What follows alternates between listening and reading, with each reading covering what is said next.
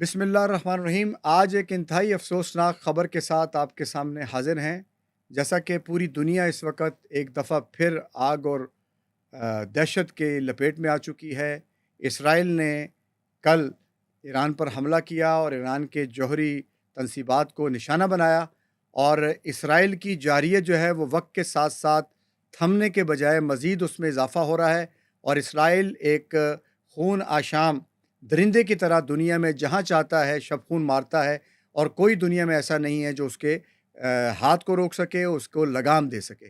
یہ ایک عجیب خوفناک قسم کی صورتحال ہے، اور ایک ایسی دنیا ہے جس میں امن کی جہاں باتیں کی جا رہی ہیں، وہاں امن کے لیے امن کے دشمن کو اس طرح کھلی چھوٹ دی جا رہی ہے کہ وہ جہاں چاہتا ہے وہ حملہ کرتا ہے۔ ایران ایک سوورن کنٹری ہے، ایران پر پچھلے کافی عرصے سے پابندی ہے۔ ایران نے ثابت کیا ہے کہ اس نے ریزیلنس کا بھی ثبوت دیا ہے اور اپنی ایگزسٹنس کو بھی قائم رکھا ہے۔ ایک ایسے موقع پر ایران پر حملہ کرنا اسرائیل کا یہ اس بات کا ثبوت ہے کہ اسرائیل اپنے جارحانہ اپنے جو عزائم ہیں ان کو دنیا کے سامنے جو ہے وہ بڑھاتا چلا جا رہا ہے، اور اس کو کسی طرح بھی کوئی روک نہیں ہے۔ تو اس پہ ہم آج یہ بات کریں گے کہ یہ واقعات کس طرح سے دنیا کے امن کے لیے خطرناک ہیں، اور کس طرح یہ اس ریجن کو متاثر کریں گے، اور اس کی لپیٹ کس طرح سے دنیا کے اور ممالک کی لپیٹ میں آ جائیں گے، دنیا کے اور ممالک بھی۔ تو اس پہ ہم انشاءاللہ بات کریں گے۔ تو جی درست فرمایا نوی صاحب آپ نے کہ یہ 2-3 دن سے خبریں چل رہی تھیں کہ جو اسرائیل ہے یہ ایران کے اوپر حملہ کر دے گا، اور اسرائیل کی حیثیت ہی کیا ہے نوی صاحب کہ کیا پدی اور کیا پدی کا شوربہ۔ اصل میں بنیادی طور پہ تو اسرائیل کی دم کے اوپر پاؤں رکھا ہے امریکہ نے۔ آج بھی ابھی ہم پروم سے پہلے میں کچھ نیوز دیکھ رہا تھا تو ٹرمپ کے بیانات چل رہے تھے، اور جس طرح ایک بدماش بیانات دیتا ہے نا کہ ہم نے پہلے کہا تھا، گینگسٹرز دیتا ہے، ہم نے پہلے کہا تھا، ہم نے متنبع کیا تھا، بہت تباہی ہو چکی ہے، اس سے مزید تباہی ہو جائے گی۔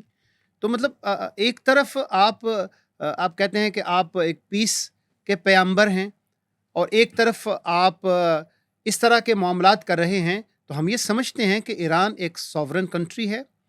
کسی بھی ملک کی حدود کو پامال کرتے ہوئے اس کے اوپر حملہ کرنا ایک دہشت گردی ہے، کھلی دہشت گردی ہے، اور اس کے اندر ایران کے جو چیف آف آرمی سٹاف ہیں وہ شہید ہوئے ہیں، ان کے 2 سائنسدان شہید ہوئے ہیں، اور کچھ ان کی جوہری تنصیبات کو بھی نقصان پہنچا ہے۔ نبی صاحب اس میں بڑی اہم چیز یہ ہے کہ یہ جو جوہری تنصیبات کے اوپر اور ایٹمی صلاحیت کے اوپر بات چل رہی تھی، لمبے عرصے سے ڈائلاگ مذاکرات چل رہے تھے، کبھی تعطل کا شکار ہو جاتے آپ نے دیکھا ہوگا، اور کبھی پھر چل پڑتے۔ تو یہ ڈائلاگ تو خیر ایسے ہی چلتے ہیں اور چلتے رہنے چاہیے، پولیٹیکل پاورز کے درمیان مذاکرات چلتے رہتے ہیں، اور اٹس اے گڈ سائن۔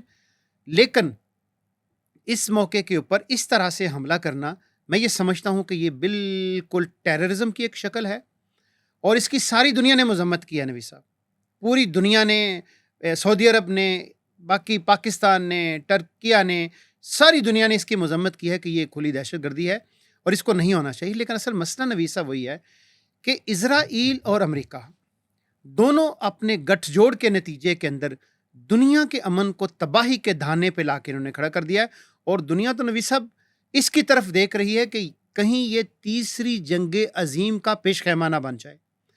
اس میں کیا کیا ہے چیزیں، ہم آگے کچھ چیزوں کی طرف، خاص اہم چیزیں ہیں ان کی طرف ہم کچھ اشارہ کریں گے، لیکن ہم یہ سمجھتے ہیں کہ ہر دنیا کا وہ انسان جو امن چاہتا ہے اس نے اسرائیل کی اس دہشت گردی کو کنڈم کیا ہے۔ اچھا دیکھیں نصر اللہ بھائی، یہ ایران پہ جو حملہ کیا ٹارگیٹڈ حملہ ہے نا، یعنی حسین سلامی جو ان کی پاسداران انقلاب میں شمولیت انہوں نے اختیار کی تھی 1980 میں، پھر وہ فوج میں ترقی کرتے رہے، اور وہ جوہری یہ جو پورا ایران کا پلان ہے اس کے بھی بیک بون پہ موجود تھے، یعنی ان کو انہوں نے ٹارگٹ کیا۔ پھر محمد باقری جو ان کے چیف تھے فوج کے، ان کو انہوں نے ٹارگٹ کیا ہے۔ 2 جو اٹامک سائنٹسٹ ہیں، فردوس عباسی اور مہدی تہرانچی، ان کو انہوں نے ٹارگٹ کیا۔ تو یہ ایک کھلی دہشت گردی تو ہے لیکن ٹارگٹڈ بھی ہے۔ آپ دیکھیں کہ جو انہوں نے ان کے اپارٹمنٹ کو ٹارگٹ کیا ہے، آپ اس میں بھی دیکھیں کہ اس اپارٹمنٹ ہی میں جا کر ٹارگٹ ہوا ہے.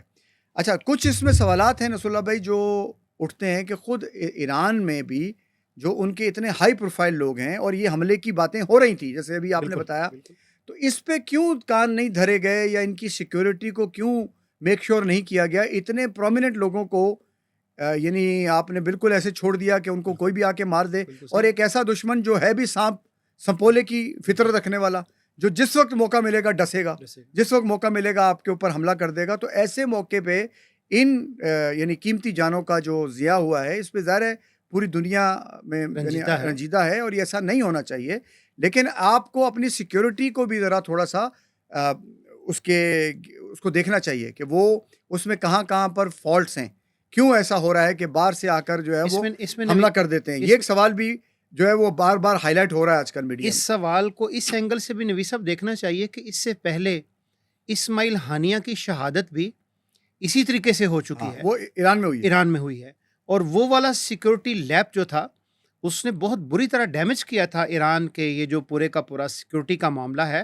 ایک اتنا ہائی پروفائل آدمی اسماعیل ہانیہ آپ کا گیسٹ ہے اور آپ اسے سیو نہیں کر سکے.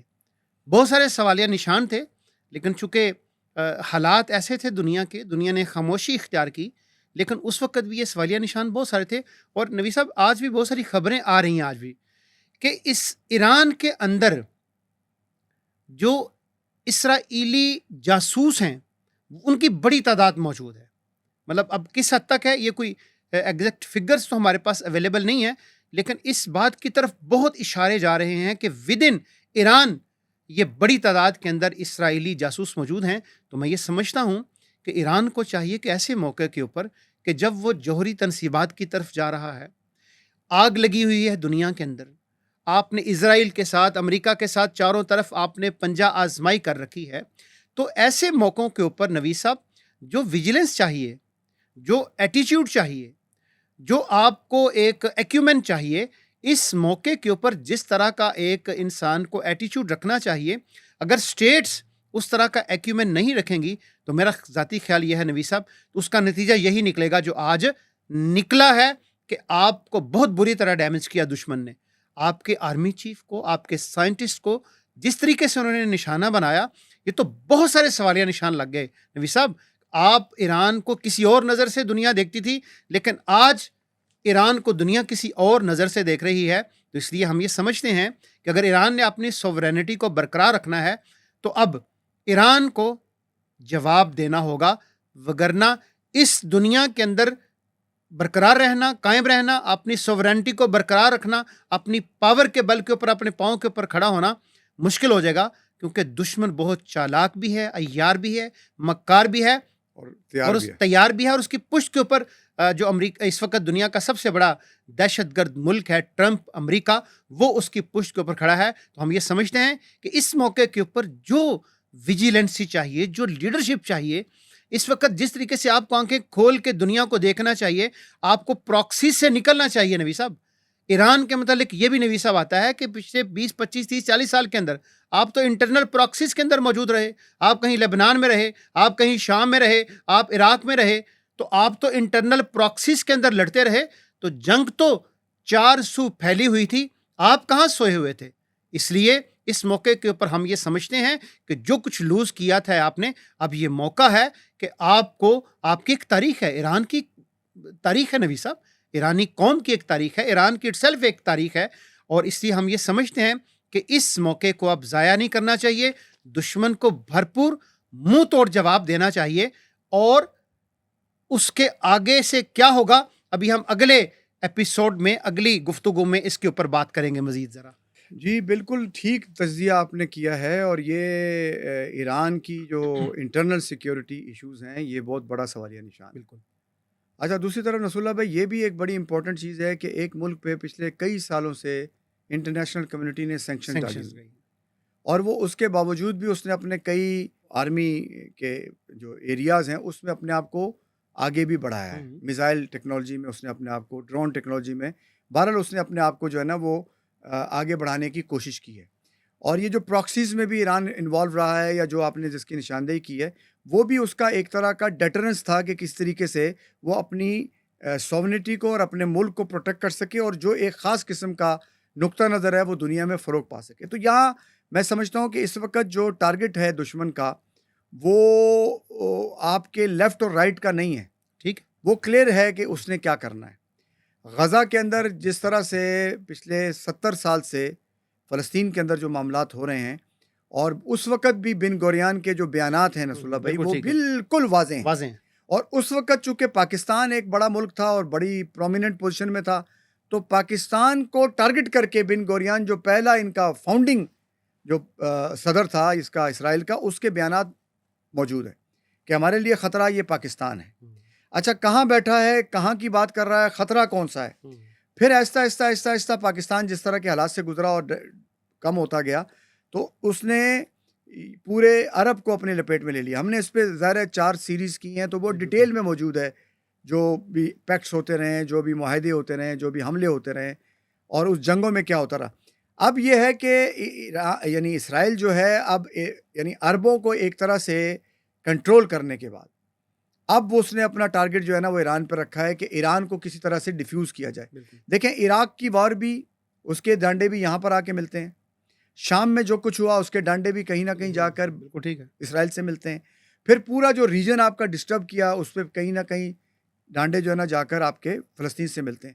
تو یہ ایک ہم نے اپنی اس گفتگو میں یہ کہا تھا کہ ایک ایسا شہر ہے جس کی امن سے دنیا کا امن وابستہ ہے. اب اس شہر کو جو یروشلم ہے اس کو اگر امن نہیں دیا گیا اور اس کو مس ہینڈل کیا گیا تو دنیا آگ اور خون کی ایک بڑی خطرناک قسم کی واردات دیکھے گی. یہ ہم نے بات پہلے بھی کی. اچھا اب اس میں یہ کہ ایران کو جو ٹارگٹ کیا جا رہا ہے اس پہ اب پوری امت مسلمہ کی بھی ایک رسپانسبلٹی ہے, OIC کی بھی رسپانسبلٹی ہے کہ اس وقت میں وہ اپنے سارے جو اختلافات ہیں, ڈفرینسز ہیں, جو اپنی ریزرویشنز ہیں ان کو پیچھے کر کے اس وقت سٹینڈ لیں. We are at war. We need a collaborative effort of all Muslim Ummah. اور اس میں پاکستان ایک لیڈنگ رول پلے کرے کیونکہ پاکستان نے ابھی ایک جنگ جیتی ہے اور یہ پاکستان کو ایک فخر حاصل ہے کہ اس نے ایک بہت بڑے دشمن سے جنگ جیتی ہے. تو اس پوری صورتحال میں ہمیں ایران کو یہ نہیں سمجھنا چاہیے کہ یہ حملہ ایران پر ہوا, یہ حملہ پاکستان پر ہوا, یہ حملہ ترکیہ پر ہوا ہے, یہ حملہ سعودی عرب پر ہوا ہے. اگر اس اسپرٹ کے ساتھ اس کے اوپر اگر ہم نے تھوڑی سی ایکٹیویٹی کی, ڈپلومیٹک ایکٹیویٹی بھی کی تو اس کا ایک پریشر جائے گا.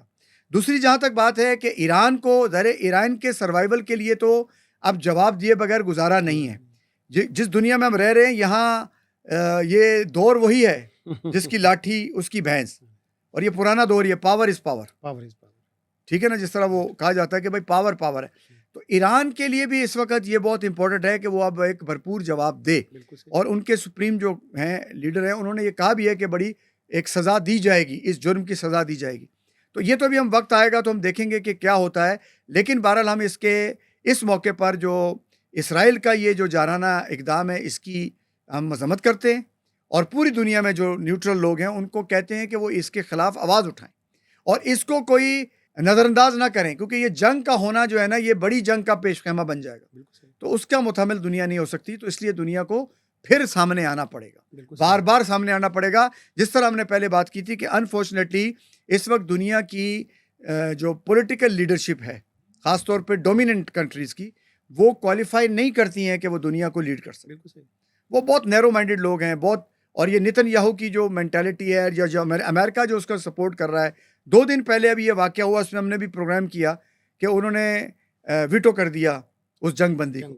اب اس طرح کا خطرناک قسم کا جو ایک شرارتی قسم کا جو فائننسر پیچھے موجود ہو, جو بظاہر دنیا کو امن کے راگ سنا رہا ہے اور امن کی بھاشا میں بات کر رہا ہے اور دنیا کے بزنسز گریب کر رہا ہے, لیکن دوسری طرف وہ لوگوں کو یعنی تیلی لگا کر آگ بھی بھڑکا رہا ہے. تو یہ ایک جو دوغلا پن ہے یا ایک دوہرا فیس ہے یا دوہرا معیار ہے, اس کی مذمت دنیا کو کرنی چاہیے. بالکل درست فرمایا آپ نے نوی صاحب. بنیادی بات جس کو سمجھنا چاہیے اس وقت مسلم امہ کو کہ دیکھیے اس وقت جنگ ٹرکی, پاکستان یا ایران کی نہیں ہے. امریکہ نے پچھلے عرصے سے نوی صاحب پاکستان کے اندر بھی ڈرون اٹیکس کیے, افغانستان کے اندر وہ 20 سال خود موجود رہا. ابھی امریکہ کے ایما کے اوپر غزہ کی جو پوری جنگ ہے, تو یہ جو ساری کی ساری جنگ ہے ایک ایک کر کے جو مار رہا ہے امریکہ، اور ساتھ ٹریڈ بھی کر رہا ہے. ابھی آپ نے دیکھا کہ جس طریقے سے سعودی عرب کے اندر، قطر کے اندر اور UAE کے اندر سے اربوں ڈالرز لے کر امریکہ بدماش کی طرح آیا، اور جس طرح بھتہ لیتا ہے ایک آدمی، بھتہ لے کر واپس چلا گیا، اور پھر امت مسلمہ کے اوپر وارز بھی مسلط کر رہا ہے. تو اصل میں یہ وہ فیز ہے کہ جب جو مسلم کنٹریز کی لیڈرشپ ہے، اس کو اس وقت چاہیے کہ آپ اکٹھے ہوں، ایک مشترکہ لاہ عمل تجویز دیں. اور نبی صاحب، دنیا یہ کہتی ہے اس وقت کہ اگر یہ ترکیہ، سعودی عرب، ایران، پاکستان اور ایک دو اور ممالک، یہ ممالک 4-5 اگر اکٹھے ہو جائیں اور مشترکہ لاہ عمل تیار کریں، تو کسی کی جرت نہیں ہو سکتی نبی صاحب کہ ان ممالک کی طرف دے سکتے. ان کی فوجی طاقت، ان کے ریسورسز، اور ان ممالک کی جو آپ کہہ لیں کہ ہسٹری ہے، جیو پولیٹیکل ان کی جو پوزیشن ہے، اسٹریٹجیکلی جو ان ممالک کی پوزیشن ہے، تو دنیا کی کوئی ایسی. لیکن ہو کیا رہا ہے نبی صاحب، اس کو بھی سمجھنا چاہیے. کبھی دیکھیں کہ جب ایران نے میزائل داغنے شروع کیے تو اردن نے کیا کیا، سعودی عرب نے کیا کیا کہ وہ میزائل جنہوں نے ہٹ کرنا تھا جا کے اسرائیل کو، انہوں نے اپنے ایئر ڈیفنس سسٹم کو آن کر دیا، اور بہت سارے میزائل اپنے ٹارگٹ پہ ہی نہیں پہنچ سکے، درمیان میں ہی انٹرسپٹ کر دیے گئے. تو اس لیے یہ وہ موقع ہے جہاں پہ ہم سمجھتے ہیں کہ اس موقع کے اوپر آپ کو یونٹی کا مظاہرہ کرنا ہے، مکمل اتحاد کا مظاہرہ کرنا ہے. دشمن دیکھ لیں ایک ہے، وہ آپ کے کسی رنگ کو، نسل کو، علاقے کو، آپ کے کسی کاسٹ اور کریڈ کو، آپ کے کسی سیکٹ کو نہیں دیکھ رہا کہ آپ کون ہیں. آپ اہل تشیع ہیں، آپ اہل سنت والجماعت ہیں، what's ever you are, if you are Muslim you are our enemy. دشمن کا یہ کی ٹارگٹ ہے نبی صاحب. تو اس لیے اس موقع پہ ہم یہ سمجھتے ہیں کہ آپ کو بھی ان چیزوں سے نکلنا ہوگا اور ایک بڑے براڈ ویژن کے ساتھ آگے بڑھنا ہوگا، تاکہ دنیا کے یہ جو چیلنجنگ اس وقت ایشوز ہیں اس کے اندر ایک رول پلے کر سکیں. اور یہ جو پوری کی پوری آگ کے شعلے دنیا کو اپنی لپیٹ کے اندر لے رہے ہیں، اس کے اندر انسانیت جل کر بھسم ہو جائے گی. اس لیے قیادت کا کام یہی ہوتا ہے کہ وہ ان شعلوں سے لوگوں کو بچاتی ہے، نکالتی ہے، اور ایک امن کی شاہراہ کے اوپر ان کو گامزن کر دیتی ہے. اس وقت رول یہی پلے کرنے والا ہے. اور پاور از پاور، پاور کے ساتھ ہی ہے، بیگرز کے ساتھ کچھ نہیں کرتی دنیا.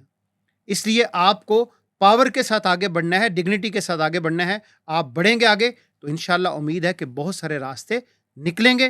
اللہ کرے کہ اس آگ کے شعلے جلدی بجھ جائیں اور دنیا ایک دفعہ پھر امن کے گیت گائے.